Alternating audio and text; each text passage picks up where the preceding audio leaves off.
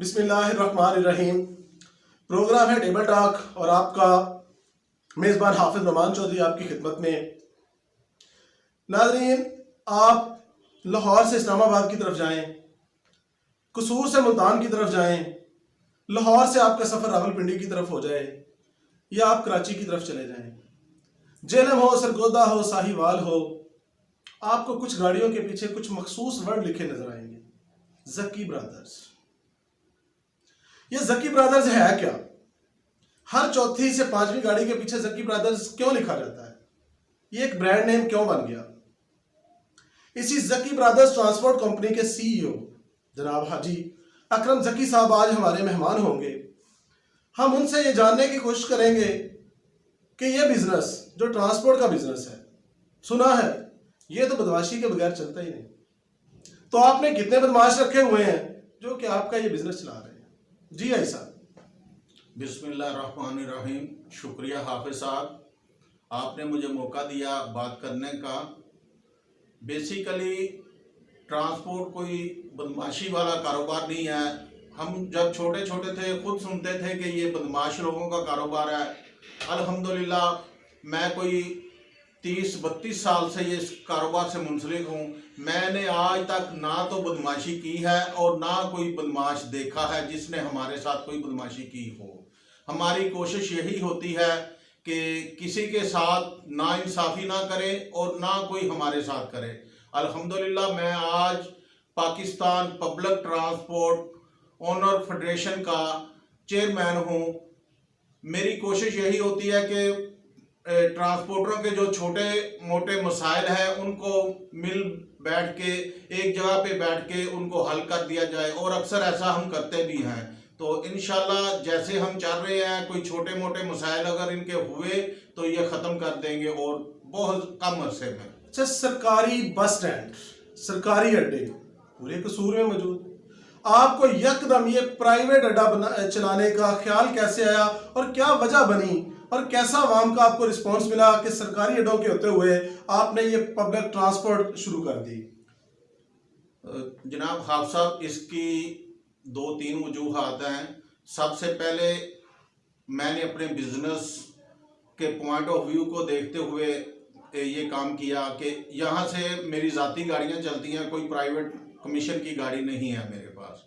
दूसरी बात यह है कि मैं या कोई और ट्रांसपोर्टर सरकारी अड्डे में जाएंगे, वहाँ वो सहूलतें नहीं हैं जो हम सहूलतें इधर देते हैं मुसाफिरों को। और यही वजह है अल्हम्दुलिल्लाह हमारा जो जक्की ब्रदर कसूर वाला स्टैंड है, अड्डा है, ये पंजाब में 2016 में सबसे फर्स्ट नंबरों पे आया था। हमें सेक्रेटरी ट्रांसपोर्ट साहब ने लेटर दिया था और कसूर सेक्रेटरी ट्रांसपोर्ट को भी सेक्रेटरी आरटीए को उन्होंने अप्रिशिएट का लेटर भी लिखा था कि हम ज़िला कसूर में जो अड्डा जकी ब्रदर है वो सबसे बेहतर अड्डा पाया गया है सहूलियात के लिहाज से। कौन कौन सी सहूलियात हैं जो आप अपने पैसेंजर्स को प्रोवाइड कर रहे हैं? अल्हम्दुलिल्लाह जो भी गवर्नमेंट के रूल्स में सहूलतें हैं कि ये प्राइवेट डी क्लास स्टैंड में होनी चाहिए, अल्हम्दुलिल्लाह हम पूरी करते हैं। हमारे पास एक सहूलत नहीं थी, अभी 2-3 माह पहले हमने वो भी सहूलत दे दी है। वो सहूलत हमें भी है और ट्रांसपोर्टरों को भी है। वो ये है कि गाड़ी रास्ते में आती थी, तेल डलवाने के लिए रुक जाती थी, पंप पे 15 से 20 मिनट लगते थे। हमने वो भी सहूलत अड्डे में ही दे दी है कि गाड़ी पैसेंजर को उतारने के बाद फिर अपना डीजल का टैंक फुल करवाए, जिसकी वजह से मुसाफिर बहुत खुश है, उनका टाइम बचता है, ड्राइवर क्लीनर खुश है कि वो फारग होकर आराम से सुकून से अपनी गाड़ी का टैंक फुल करवाते हैं। ज़रा इस सफ़र के बारे में बताइएगा कि ये सफ़र कहाँ से शुरू हुआ, कब शुरू हुआ?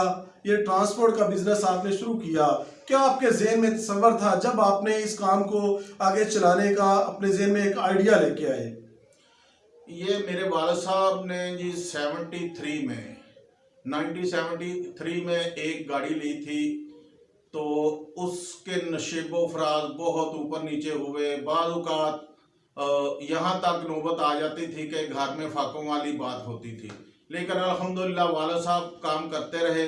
एक से गाड़ी दो हुई, दो से तीन हुई, चार होगी। अल्हम्दुलिल्लाह आज मेरे पास पूरे पंजाब में गाड़ियों का एक फ़्लाइट है जो हर रूट पे जा रही है।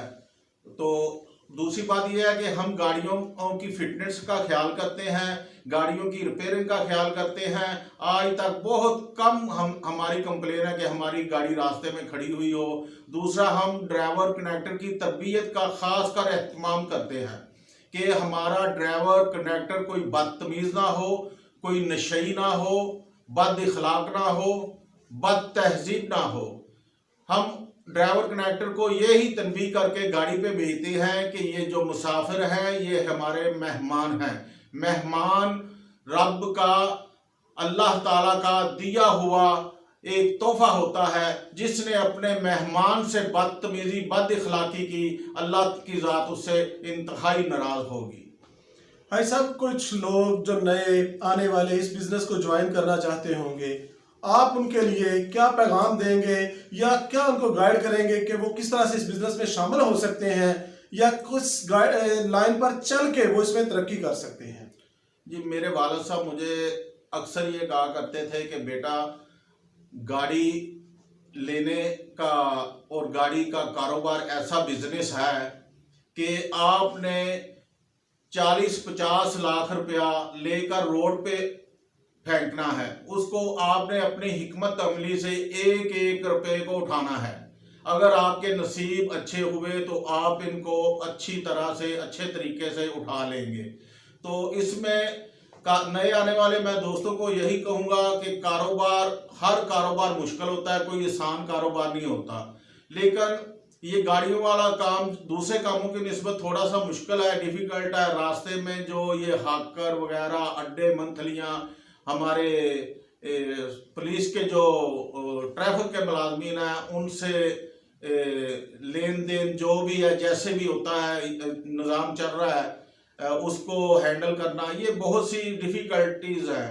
लेकिन हमारी अल्हम्दुलिल्लाह एक चैन बन चुकी है। हमें पूरे पंजाब में कोई प्रॉब्लम नहीं है। जिस रोड पे भी है, हमारे उधर बंदे हाकर मैनेजर्स हैं हर रोड पे, वो अपना पर गाड़ी के हिसाब से कुछ हमसे पैसे लेते हैं और पर फेरा हम उनको पैसे देते हैं, उनकी मेहनत उसी वक्त देते हैं। लेकिन अल्हम्दुलिल्लाह हमें कोई ऐसी डिफ़िकल्टी नज़र नहीं आ रही। दूसरा ये है कि आजकल ट्रांसपोर्ट का कारोबार इंतहाई बहरान का शिकार है। गवर्नमेंट हमें महंगा तेल देती है लेकिन कहती है आप किराए महंगे नहीं करने। किराए वही जो 82 वाला डीजल था उसी हिसाब से लो, और अब हम 128 रुपये के हिसाब से डीजल ले रहे हैं और किराया वो ले रहे हैं जो 82 रुपये के हिसाब से था। हमने बहुत मरतबा गवर्नमेंट से अपना अपील की है, लेकिन हमारी बात अभी तक कोई सुनवाई नहीं हो रही। मैं बाहसीयत chairman public transport owner association secretary transport साहब को भी कई दफ़ा कहा है, अखबारात में भी कहा है, डीसीओ साहबान को भी कहा है, सेक्रेटरी साहब को 3-4 मरतबा लेटर भी लिख चुके हैं कि जनाब हमारे साथ ये ज्यादती हो रही है। और दूसरा सबसे बड़ा बहरान इस वजह से आया है कि डॉलर की कीमत 160 रुपये तकरीबन है। पहले जब किराया हम ले रहे हैं 80 रुपये डॉलर वाले हिसाब से या 100 वाले हिसाब से ले रहे हैं, तो जैसे ही डॉलर अप हुआ है, गाड़ियों की कीमतें, जापानी गाड़ियों, गैर मुल्की गाड़ियां हमारे पास, जापानी गाड़ियों के टायर्स, बैटरी, स्पेयर पार्ट 360 के करीब स्पेयर पार्ट होते हैं जी गाड़ी में। एक गाड़ी में 360 स्पेयर पार्ट्स के नमूने होते हैं और 360 के 60 ही महंगे हुए हैं। हर गाड़ी का स्पेयर पार्ट जो भी है, गाड़ी की बैक लाइट से लेकर फ्रंट लाइट तक, जो भी गाड़ी के लवाजमात है, 360 के 60 महंगे हुए हैं। मोबिल है, मोबिल जो ड्रम मिलता था 20,000 का, वो अब 60,000 का है। मोबिल डीजल से भी ज्यादा महंगा हुआ है। गवर्नमेंट इस तरफ तवज्जो नहीं दे रही। डीजल जो महंगा हुआ है तो मोबिल को इतना महंगा होने की क्या वजह है?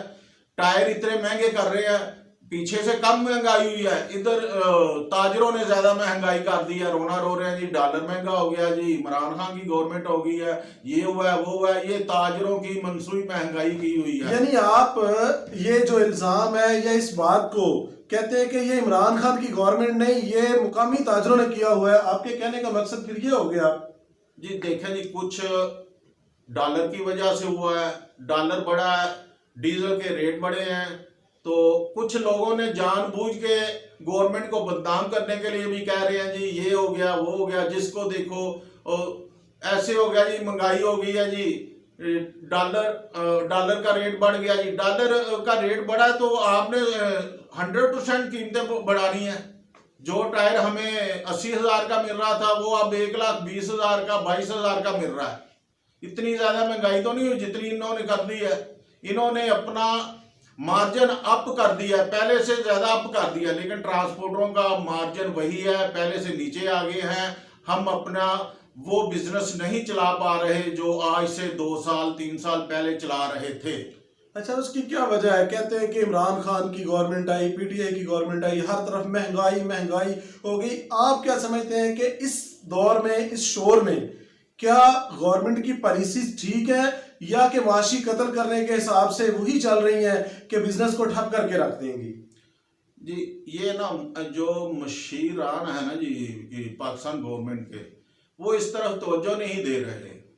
हर बंदा अपने आप में नफसा नफसी की दौर में भाग रहा है। कोई इस तरफ खास तवज्जो नहीं दे रहा कि महंगाई क्यों बढ़ रही है। महंगाई ने इतना बढ़ना नहीं था, लेकिन ये जो गवर्नमेंट पाकिस्तान के मशीर हैं वो गलत है। वो अपनी जेब की तरफ ज्यादा तवज्जो दे रहे हैं, जो हमारे देखने में आया है। अपने वो पॉकेट मनी का ख्याल कर रहे हैं कि हमारी पॉकेट मनी किस तरह बढ़ेगी, किस तरह पैसे आएंगे, लेकिन इस तरफ कोई तवज्जो नहीं दे रहा कि महंगाई को कैसे कंट्रोल किया जाए, गवर्नमेंट इमरान खान का कैसे साथ दिया जाए। हर बंदा अपना नफसी नफसी के दौर में पड़ा हुआ है। ऐसी कोई बात नहीं, इतनी ज्यादा महंगाई नहीं थी, लेकिन ये खुद साख्ता महंगाई हुई है। भाई साहब, ट्रांसपोर्ट का बिजनेस कर रहे हैं आप, सऊदी अरब में कारोबार करते रहे, पंप वगैरह का, पेट्रोल पंप का बिजनेस आ गया, ये सारे छोड़ के या इनके साथ साथ चलते यकदम आपको ये सहाफत का ख्याल किस तरह से आ गया? ये जी मैं अल्हम्दुलिल्लाह अब मेरी 60 से अबव उम्र हो गई है, मैं रिटायरमेंट वाली ज़िंदगी गुजारना चाहता हूँ। तो मैंने कहा कि ये सहाफ़त बराए खिदमत भी है।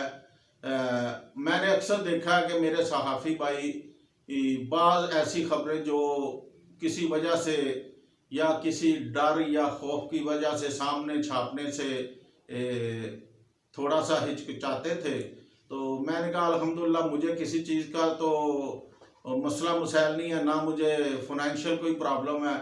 मैं जो भी हक सच की बात होगी सामने लाऊंगा। यानी आप उनको एक नया प्लेटफॉर्म देना चाहते हैं कि जिस पर वो ये हक सच की बात कर सकें, न डर हो के, बेखौफ बेबाक हो के लिख सकें, बयान कर सकें। जी अल्हम्दुलिल्लाह मेरे साथी जो मुआशी तौर पर प्रॉब्लम में थे, मैंने उनको काम भी दिया है और साथ साथ ये भी कहा है कि आप सहाफ़त करें। और मेरी कोशिश ये भी है कि जो और मेरे साथी गरीब सहाफ़ी हैं उनके भी कारोबार का कोई ना कोई इंतज़ाम किया जाए। इंशाल्लाह अभी तो इब्तिदा है, आगे देखें होता है क्या। तो यानी इब्तिदाए इश्क खैर होता है क्या, आगे आगे देखिए होता है क्या। इंशाल्लाह मेरी कोशिश यही होगी कि जो सहाफ़ी बेरोजगार हैं उनका सहाफ़त के साथ साथ कारोबार भी किया जाए।